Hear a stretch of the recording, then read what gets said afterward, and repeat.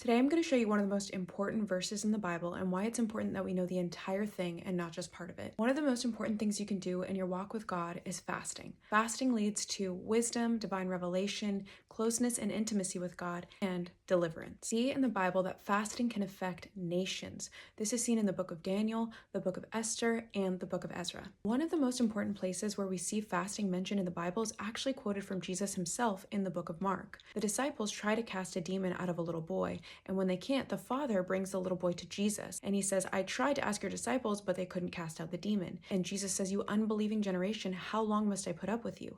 And they actually ask, Rabbi, why couldn't we cast out the demon? And he says, this type only comes out by prayer and fasting.